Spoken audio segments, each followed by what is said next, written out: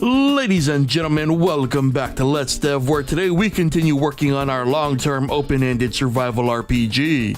Now, last time we started working on a farming feature. This was accomplished through a tiling system that utilized the power of nested arrays and a DS grid. The idea being that while we'd first use the system for farming, the tile system would also be used for other ways down the line.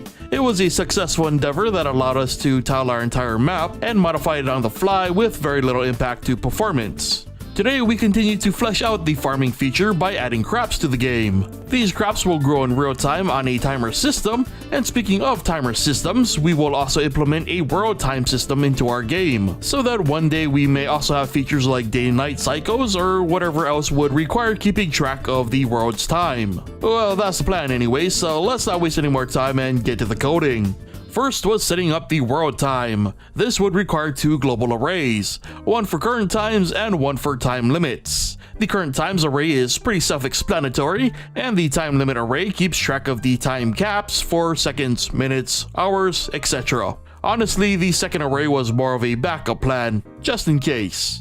Then in the HUD step event, it was time to keep track of time. For now, every frame would count as a second of world time, meaning a full 24-hour day would take 24 minutes to complete. So using a loop and the two arrays we just made, we're able to set up a guaranteed automatic time system. When each time counter reaches its time cap, the next entry in the array is increased, and the counter is reset. This results in seconds increasing minutes, minutes increasing hours, and so on. And while we could sit here for hours making sure the counter worked right going into years, the fact that hours were passing in-game and no errors occurred means it's reasonable to assume everything is working properly. So with time assumingly working properly, we could move on to our crops. First, we would need some spiffy temporary crop sprites to work with. Several, in fact, considering our crops will need, multiple stages to represent their growth over time. Well, once the sprites were done, it was time to move over to the crop object.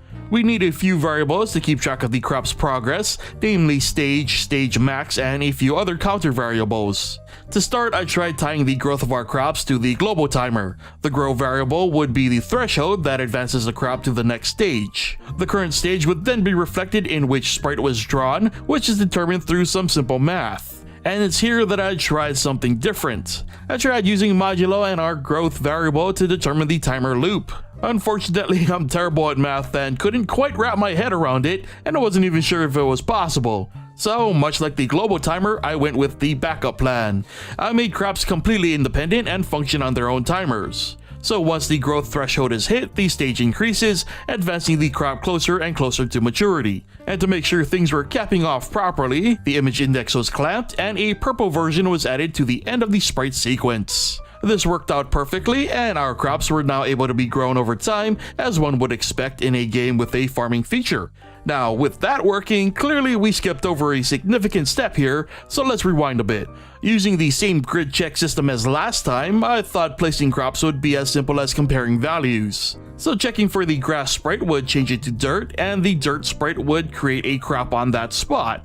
But that's apparently not how GameMaker works. Comparing for sprites, even checking for the sprite by name didn't seem to work. So instead I decided to move on from storing sprite data to storing a value. The value would then be tied to an enum list for tiles. Then using Z enums would determine shovel behavior via a switch. So if the tile type was 0, that means it's grass, and therefore the shovel would switch that tile to type 1, aka dirt. Then in the dirt's case, the crop tile would be created in that space. And as we saw earlier, that fixed the issue completely. Crops were now able to be placed on dirt and only dirt. And the crops themselves grow over time to maturity, all independent of one another.